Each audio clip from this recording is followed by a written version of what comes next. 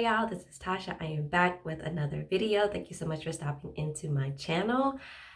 Y'all, we are back with Married at First Sight.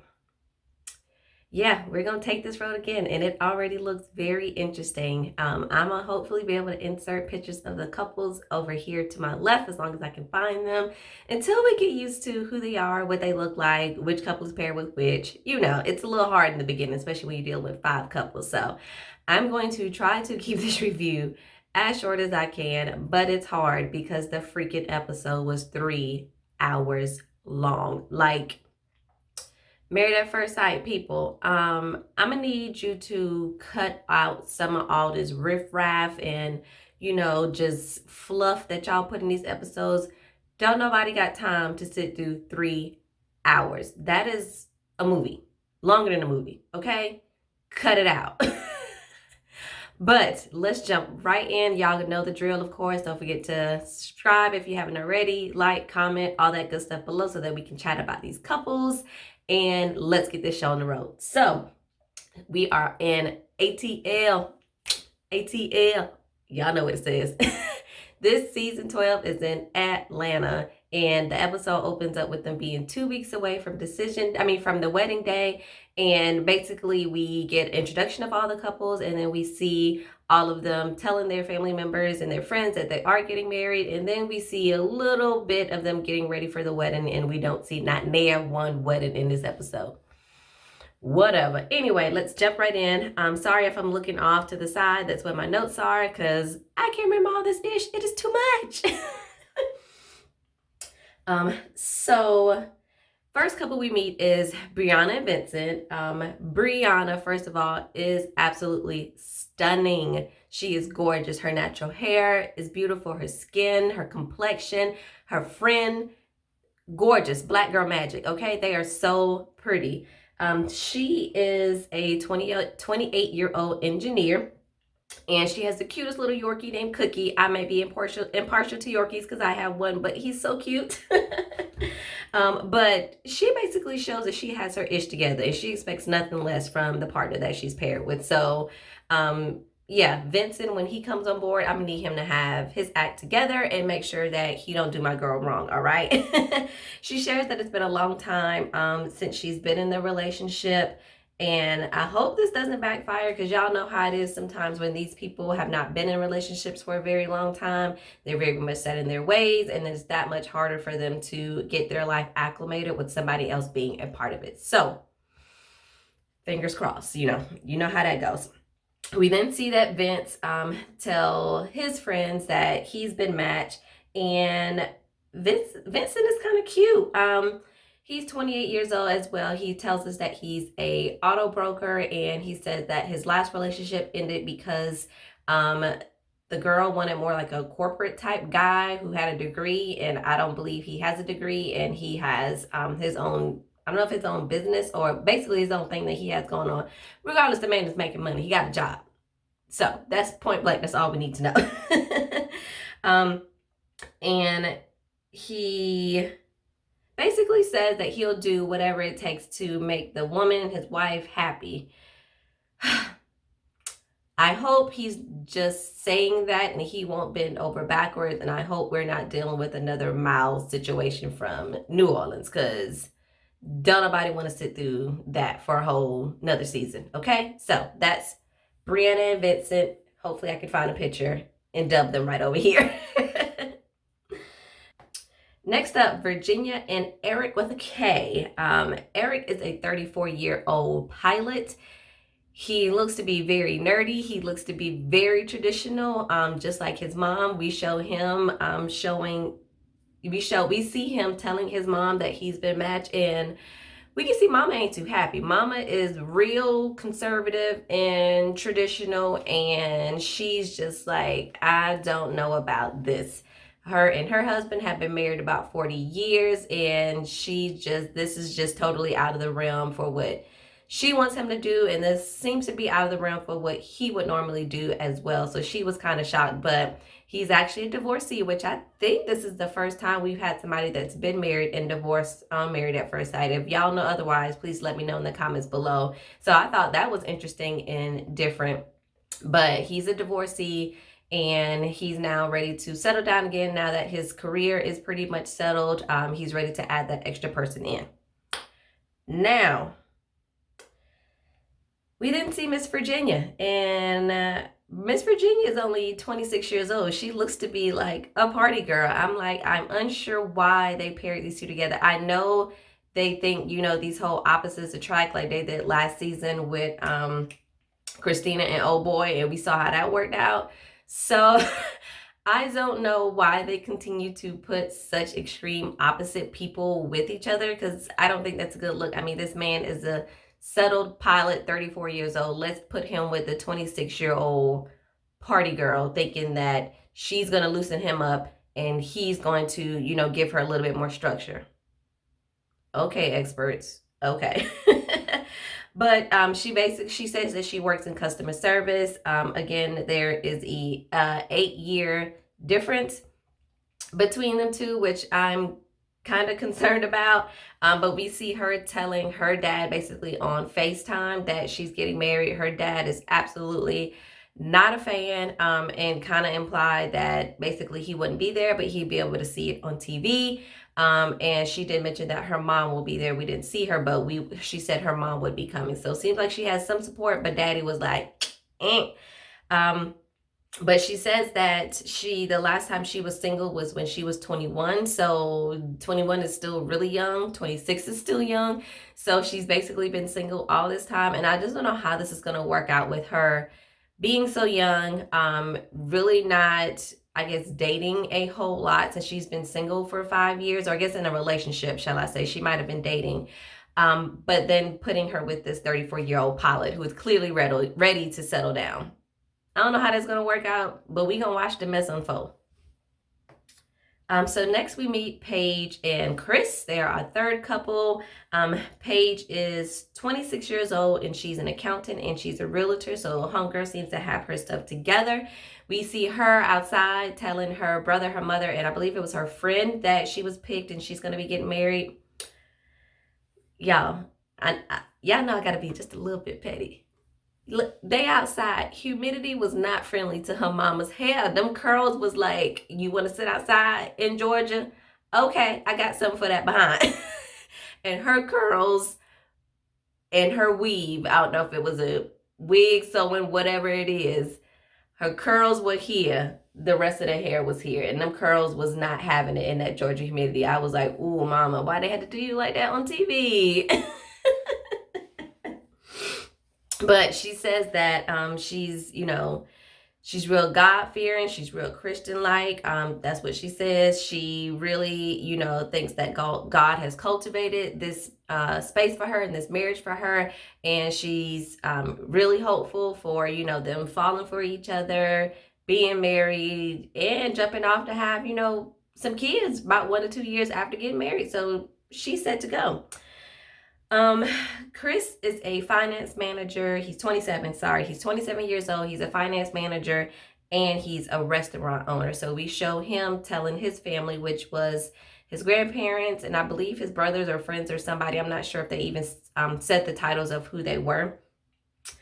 But he says he wants a woman that's not after him for his money. And as we continue to watch the episode, we realize he keeps saying this over and over and over and over again. Oh my God. Reminds me of Wendy and her degrees on Real Housewives of Potomac, but that's a whole nother situation. My God. Anyway, he then says, what he's looking for in a woman, and I'm going to read it to make sure I don't screw it up because I was kind of shocked. So he says that he wants a woman who's not after him for his money, who's intelligent, supportive, a freak, good in bed, sexy. And a life without these things would be a sad Christopher with blue balls. Yeah, that's what he said. Excuse me, sir, who do you think you are? Because number one, you're not even that good looking to be making all of these demands. But let's move on. He then says he wants 7 kids. He wants like a whole team. He wants to leave a legacy, all this good stuff. I'm like, oh, okay, sir. All right. he shares that he was an ordained minister for a while. Like his family's very church-like, family full of ministers and things like that. And then he shares that he was pretty much homeless 2 years ago, living in Florida, and that he moved to Atlanta. And within 2 years of living in a car and moving to Atlanta, he was offered a 6-figure job. Am I the only one that felt like I was missing something? 1 + 1 was not equaling 2. I'm just not sure how we went from point A to point B, but okay. But anyway, my most favorite person of his entire scene was his grandma. She's absolutely gorgeous, and she was giving it to him like he needed to be told, like really giving him the straight up answer of, how hard marriage is and her being with their granddad, and things like that. But she was still in support of his decision. So guess we'll see if they are a good match, but I'm already giving them the side eye. All right, then we see couple number 4, Haley and Jacob. Haley is a 28-year-old sales rep, and she has not been in a committed relationship for 7 years.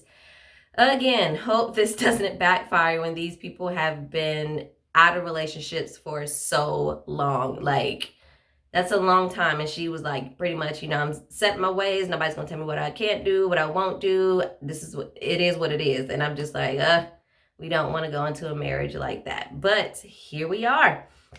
So we see her telling her friends that we see her telling her friends that she was matched. And that one friend, I don't remember the name, but that was sitting closest to her, she was really shocked and asking a lot of questions. Then she said she was happy for her, but I was kind of getting different vibes of, I'm not that happy. Maybe I'm jealous. Maybe I'm not sure what the hell you're doing. I don't know, but I got odd vibes from that. But she says that she also shares that her last relationship was a lot of on and off for a while. And basically the straw that broke the camel's back was he got somebody else pregnant. So that's that. And then we see Jacob. Jacob is a 38-year-old senior IT programmer. I was shocked that they put somebody on there 38. I don't think we've ever seen anybody, not that this is old, but this old on this show at all. But again, for them to match him up with a 28-year-old, a 10-year difference, yes, it could work, but sometimes you're just in two totally different spaces in that time of your life. So I don't know if they're going to work. He basically said that he kind of was afraid, per se, to settle down in his 20s, and then his 20s rolled by, 30s, and by the time he hit 35 and he realized he was still single and not married, he was like kind of oh shoot, what am I doing with myself? I do want to be married and be with somebody. So hence why he is now on the show. So we see him telling his 3 friends that he's getting married, which, again, he's a little bit older. His friends look a little bit older, and they're just like, this what we doing? All right, sir. Okay, we down. But again, I'm just shocked at some of these pairings so far. But again, saying that they're opposites and that's why they think they're a good match. Opposites attract in magnets, not always with people. Magnets, not people. And the last couple we see is Clara and Ryan. Claire is a 27-year-old flight attendant, and she is a social butterfly. Homegirl says she can talk to a wall for hours. So she shows us throughout this whole episode that, oh my gosh, she's a lot to handle.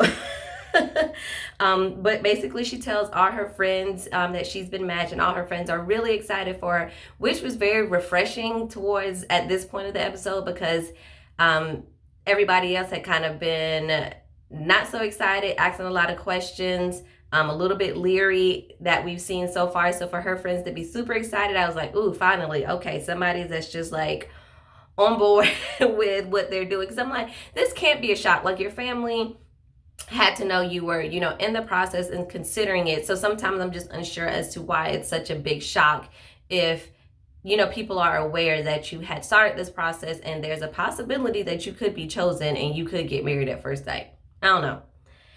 But we also meet her soon-to-be husband, which is Ryan. He's a 29-year-old project manager with a very weird haircut with like this long just piece of hair going down the middle, everything else kind of shaved off in the back. He basically says he has a pretty boring, steady routine. He wakes up in the morning, drinks the same protein shake, watches the same videos and websites every morning, go to work, get off work, and work out for 2 or 3 hours, and then do the same thing the next day. So that's who he is. I believe he seems to be biracial when they kind of flash back to some of the pictures. So he looks to be biracial, so we're gonna have an interracial relationship. And I realized that with also Vincent and Brianna, once he started talking a little bit more and I heard his accent, I was like, oh, he must be Hispanic. So it looks like we have 2 interracial couples this season, which is different for Married at First Sight. But I also want to see them do, some just regular old people. That I thankfully we have the divorcee, so that's somebody different. But maybe, I know it could be difficult, but somebody with, children, even older children, bring in some different stuff, some older people that can put a different spin on this show. After we get introduced to all the couples, we then see all the girls meet up and all the guys meet up to meet each other and see who else is basically going through this crazy experiment with them.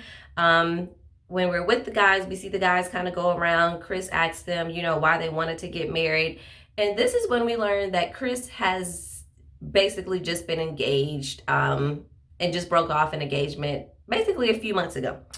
So if I was following correctly, he basically said he met the girl September 2019, relationship October 2019, engaged February 2020, and then broke up shortly after that. So I don't know when they started filming Atlanta, maybe mid 2020, because obviously the pandemic was still going on, because you see people are wearing masks and they're pretty much isolated from other people when they're kind of out and about. So he's fresh out of an engagement, a really quick relationship, short quick engagement, and then now you're jumping into this getting married. And I was pretty much like, I believe it was Vincent that was like, oh, I don't know if this was the best move to make when he just got out of engagement. And I'm like, yeah, I agree. I don't know what he was thinking, and I don't know what the experts were thinking this is a good idea for him to jump into a marriage when he was just engaged to somebody just a few short months ago.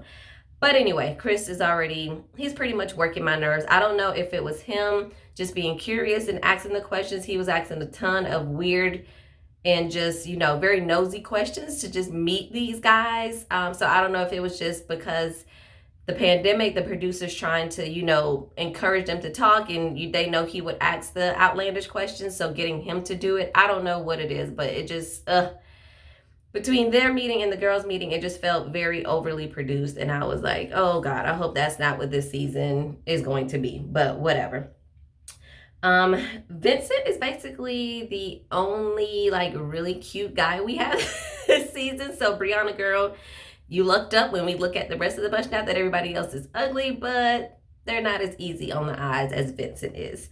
When they still talk to the guys, Chris asks the guys kind of, what are they most afraid of? And he says he's afraid that she's going to be ugly. Again, sir, you're not the cream of the crop, so you'll be all right. Granted, Paige is pretty, but you would have been okay, because you're not top notch yourself, sir. Great that you have great self-esteem, but yeah, whatever.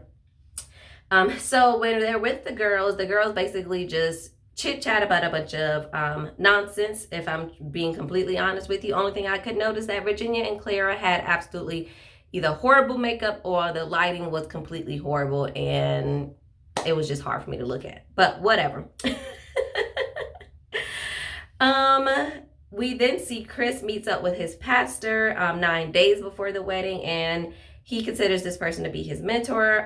Again, we hear him talk about he doesn't want to be with somebody for his money. And I'm like, are we going to continue to hear about this over and over again, sir? It seems like you're more concerned about your money. This girl does not know how much money you have, however much money that is, but don't nobody care. We don't care. Can we not talk about that the whole season? But he says that he noticed in his relationships, when he had sex before they really got to know each other, then they all failed and said that sex can cloud your judgment. Well, duh. So when he gets married, he's actually considering not having sex right away with his wife. I guess so that he can say he's, has a clear head, clear mind. I don't know, whatever. I don't really believe him. We see all the girls then get together again, and they are enjoying some mimosas, and Clara actually bought the girls some lingerie, which I thought was kind of odd because you don't know these girls. But again, I think a lot of this is being produced by the producers of the show, because they can't, go out and do a whole lot, and they kind of just have to be secluded with just them, or I guess testing everybody that they're around. I don't know. But again, this scene was just pretty much annoying. Really, them just talking about things that are off limits, if they're going to have sex with their husbands, if they bought new undergarments and things like that, because now they're going to have a husband and all that stuff. Whatever. I wasn't really that interested. Again, we then see all the girls are starting to go dress shopping, and the guys are getting their tux ready for the wedding. So we see the gorgeous Brianna once again with her friend. I swear, they're just so pretty. So pretty. And then we see Vincent getting his tux with his friends and joking around a bit.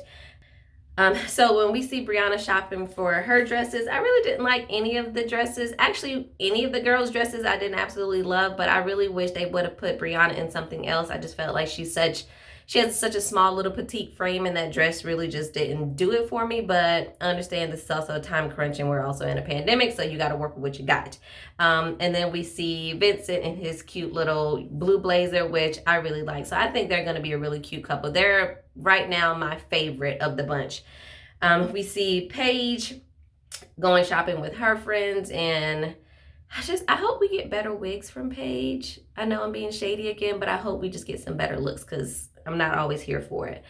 And then, of course, Chris get his tux, and we have to hear Chris once again talk about how women, are usually only for him interested in his money. And he comes and he has these ugly, glittery shoes that he wants to match his tux with.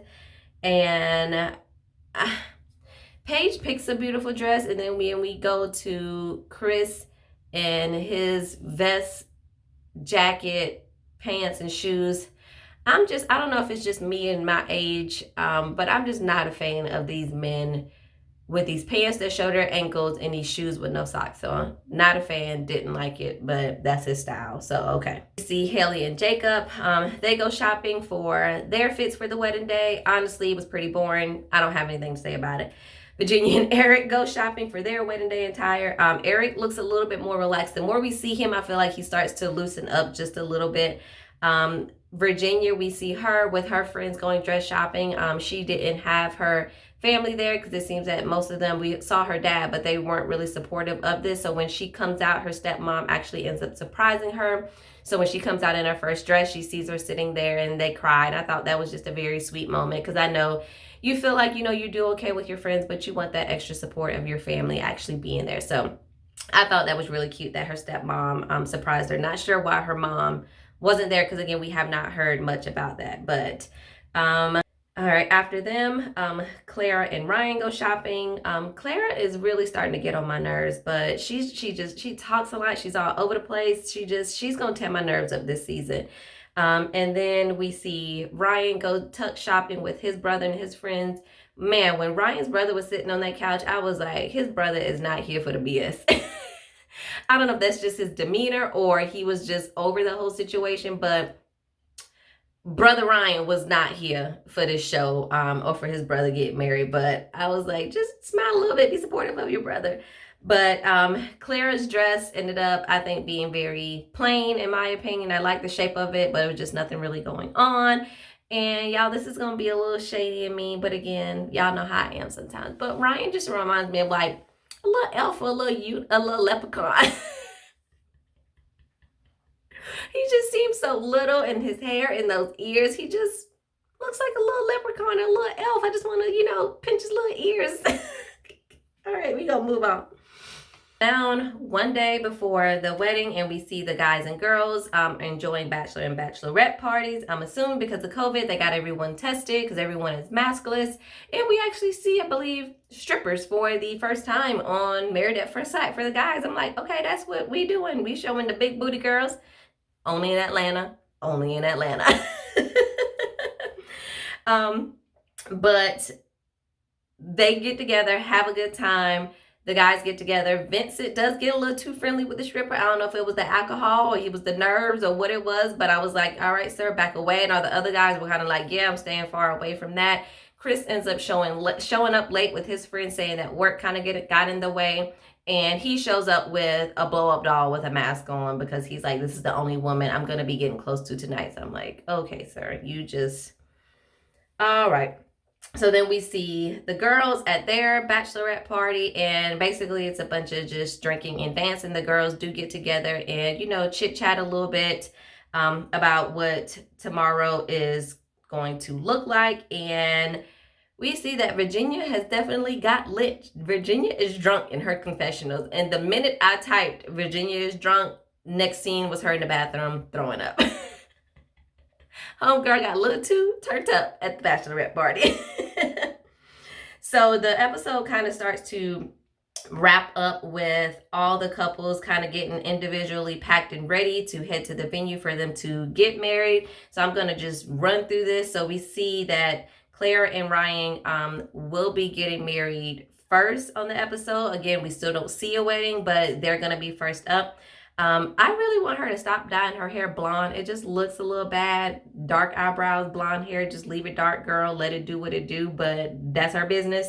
But she says that she thinks she'll get somebody kind of ethnically ambiguous and a little spicy is what she said. And I was like, I don't know what that means, but okay. But I guess she wasn't wrong because Ryan is biracial. So I guess, I don't know if she wants that, but that's what she's going to get. But we see them actually receive gifts from each other and see them open it up. So we see that she ends up giving him a little basket with some cards, her favorite tequila, and a shot glass. And then she has him get down on his knee and drink a ice drink because he wasn't able to get down on one knee and actually propose to her. I didn't get it. Somebody explain to me below if you got it. I don't know. And then we see that Ryan ends up giving her a little bag with this full-out letter in it, and the letter is super sweet in what he's telling her, and it kind of ends off with him talking about music and playlists. So we see that there's a Bluetooth speaker in there, and he basically curated a playlist for her, which was super cute, and caused her to, you know, cry, get her makeup all messy again. But I thought that was cute. And then we actually see that Ryan had the idea of wanting them both to be blindfolded so that they can actually see each other at the altar. So he has a blindfold for her. He will put one on so that once they get to the altar, they will be able to touch each other first with holding hands before actually seeing each other. And they'll actually see each other at the same time, which I think was kind of cute. But I know it already, you know, the situation is already pretty anxious. So that just adds an extra layer to it. But definitely something different and unique. But I just want to end this off of, can we, you know, talk about how fine Ryan brother was at the wedding? Like, I saw him when they were picking out the tuxes, and I was like, oh, okay. But when he was at the wedding, I was like, ooh, brother is fine. Let's talk about getting him matched up and married, okay? But before the episode goes off, we see that Clara basically has a mini meltdown, and she just starts over analyzing every single thing because it's the first impression, first thing time he's gonna see her. She hates her dress, she hates her hair, she hates her makeup. She ends up starting to hate everything, and I'm like, again, you're gonna make me pull my hair out, Clara, this season. You're gonna make me do it. But y'all, that was it. Basically, the show in a nutshell. Honestly, not a whole lot going on. Just getting that introduction to the couples and trying to get used to their faces and their names. So I hope every episode is not this long. Like, I really wish they would have cut back from the 5 couples and went back to the 4 couples, because it's just so much to cover when you have so many couples. And it's a lot to watch, and it's a lot to take in. It's a lot to take notes on. It's just a lot of everything. But here we are for another season of Married at First Sight, another ride. If y'all watch, let me know what you thought of the couples below. If you have any favorites so far, let me know. Again, my favorite right now is going to be Brianna and Vincent, and they're the only ones I actually see making it. But of course, I could be wrong, because Woody was a little sketchy the first few episodes last season. He ended up being a fan favorite, so we'll see what unfolds. But again, we're back here Catch us every week for a review of the show. Again, like, comment, subscribe, and I'll catch you guys in the next video. Peace.